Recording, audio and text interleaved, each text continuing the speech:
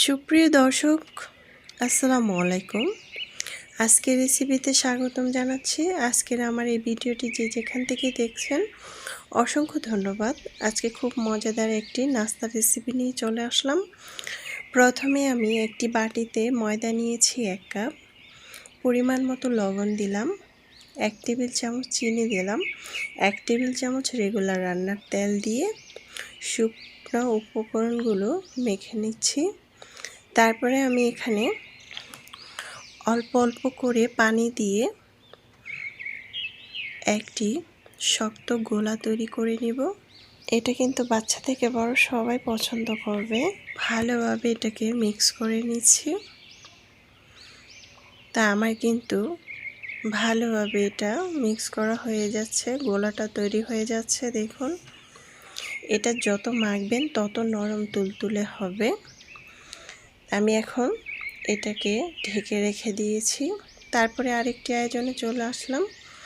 3 table চামচ regular রান্নার তেল দিলাম, তারপরে পেঁয়াজ কুচি দিলাম 2 পিস, তারপরে এখানে কাঁচামরিচ কুচি দিয়েছি, চিকেন দিয়েছি। চিকেনটাকে আমি ছোট ছোট করে একদম কুচি করে নিয়েছি।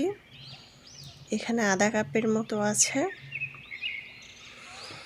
তারপরে আমি এখানে দিয়ে দিলাম রসুন আর আদা বাটা 1/2 টেবিল চামচ করে।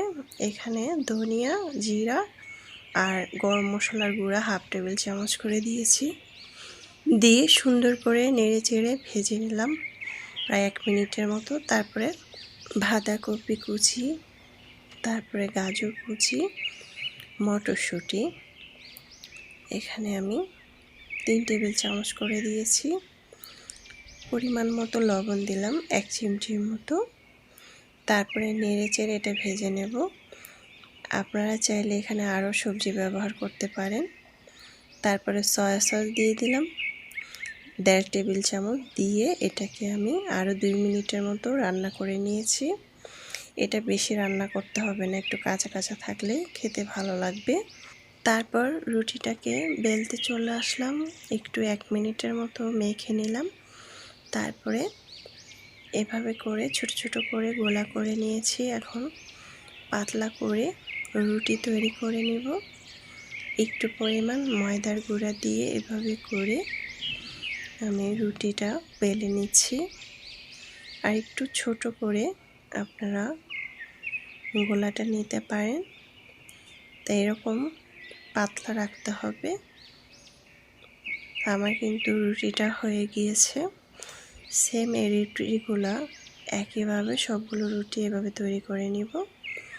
তারপরে আমি রুটিটার মধ্যে যে চিকেনের মিশ্রণটা তৈরি করে নিয়েছি সেটা এভাবে দিয়ে এভাবে করে রুটিটাকে এভাবে আটকিয়ে দিব।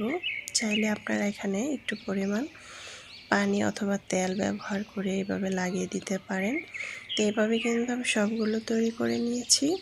তারপর চুলায় একটি প্যান বসিয়ে পরিমাণ মতো তেল দিয়ে তেলটাকে হালকা গরম করে আমি এক এক করে দিয়ে দিচ্ছি। দিয়ে আমি ভেজে নেব। আপনারা চাইলে একটু বেশি পরিমাণ তেল ব্যবহার করতে পারেন। তারপরে এভাবে করে উল্টিয়ে দিলাম, দিয়ে উপর থেকে একটু চাপ দিয়ে দেখুন এটা কিন্তু খুব সুন্দরভাবে ফুলে গিয়েছে। কীরকম ভিতর থেকে ফুলে উঠছে। এভাবে চেপে চেপে দিলে খুব সুন্দরভাবে কিন্তু এটা ভাজা ভাজা হয়ে যায়। এখন দেখুন কালারটা খুব সুন্দর হয়েছে। এখন আমি সবগুলো এভাবে করে ভেজে নিয়েছি। মাশাআল্লাহ, দেখতে খুব সুন্দর হয়েছে, খেতে তো আলহামদুলিল্লাহ। বিকালবেলা এটা স্ন্যাক্স হিসাবে আমরা খেতে পারি অথবা সকালবেলা। খুবই মজাদার হয়েছিল। আশা করছি রেসিপিটি ভালো লেগেছে। ভালো লাগলে অবশ্যই চ্যানেলটা সাবস্ক্রাইব করে লাইক দিয়ে পাশে থাকবেন। খেতে খেতে চলে যাচ্ছি। আল্লাহ হাফেজ।